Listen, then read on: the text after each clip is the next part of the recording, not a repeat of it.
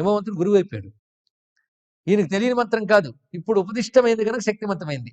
దానితో హిమవంతుడి ద్వారా ఈ మంత్రాన్ని విధానాన్ని తెలుసుకున్నవాడి పరవశించిపోయి ఆ మహాముని క్రమంగా ఎక్కడ అమ్మవారు తపస్సు చేశారో ఆ శృంగానికి వెళ్ళిపోయాడు. వెళ్ళిపోయి అక్కడున్న ఈ కాశ్మీర గణపతిని పట్టుకున్నాడు.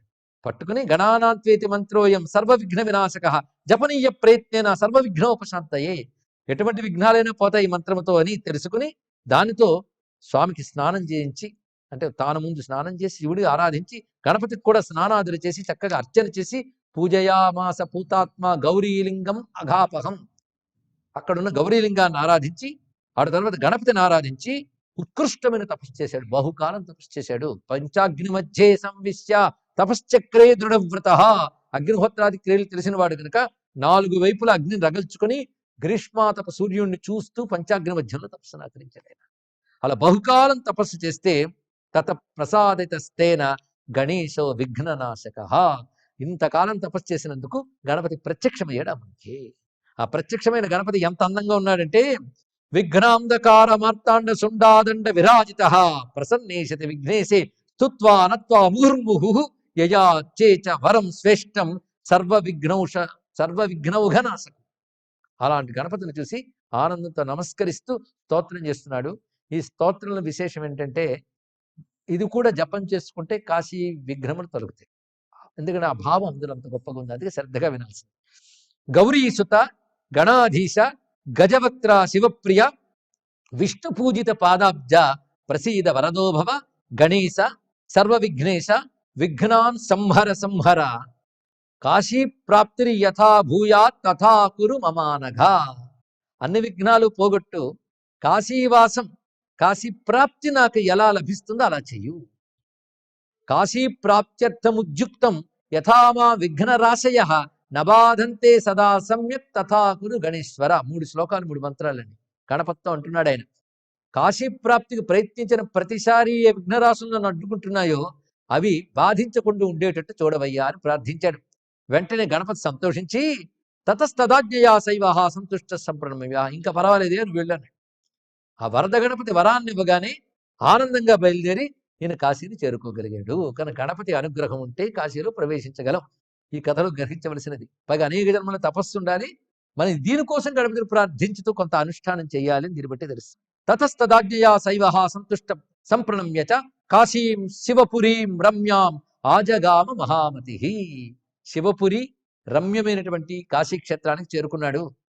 అక్కడ చేరగానే చేసిన పని ఏమిటంటే అక్కడ శివగంగలో స్నానం చేసి అగ్నిధ్రేశ్వరుని నమస్కరించి వక్రతుండేశ్వరుని ఆరాధన చేసి శ్రీ కాలభైరవుని దర్శనం చేసి వీరేశ్వరుడికి నమస్కారం చేసి పశుపతీశ్వరుడికి నమస్కరించి దండపాణికి ఆరాధన చేసి జ్ఞానవాపి జలమలిందు స్నానం చేసి పానం చేసి జ్ఞానేశ్వరుని అర్చించి గుంఠిరాజుని పూజించి విశ్వేశ్వరుని దర్శించి ధన్యుడయ్యాడు.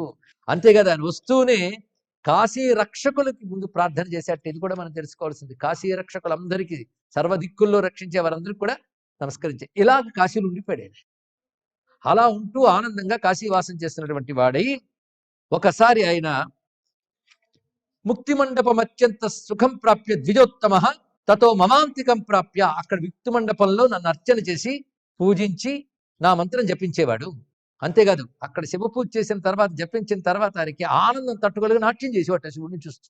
ఆనందం తట్టుకోలేక ఉపవిశ్య చకార నృత్యం బహుదా సాధారణ భక్తిపూర్వకం ఉపవిశ్య తతోత్రైవ, అక్కడే కూర్చొని జపం చేసుకుంటూ ఉండేవాడు. అంతర్గృహ యాత్రాదులు దర్శించేవాడు. అలా ఉంటూ ఉండగా ఒకసారి ఆయన మంత్రాది రాజమౌలం జప్వా పాపోగనాశనం తత శరీరం విజహౌ జ్ఞానవాపి తటే శుభే. ఆ జ్ఞానవాపి తీరంలో ఆ పక్కన శరీరాన్ని త్యజించాడు.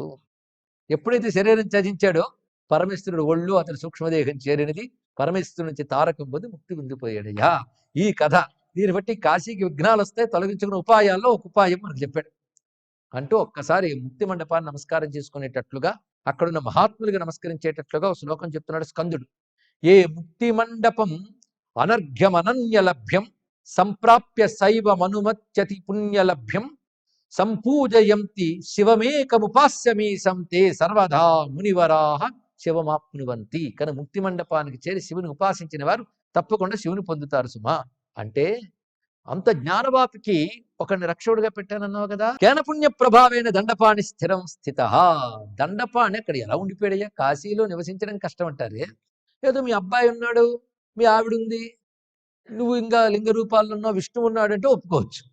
అసలు దండపాణి అలా కాశీలో అలా స్థిరపడిపోయాడంటే ఆయన ఏం చేశాడు? ఏం పుణ్యాలు చేశాడు అది చెప్పు అని అడిగితే, పరమేశ్వరుడు పార్వతీదేవికి చెప్పిన విషయాన్ని స్కందుడు జైగీష వ్యాధులకు అద్భుతంగా చెప్తున్నాడు.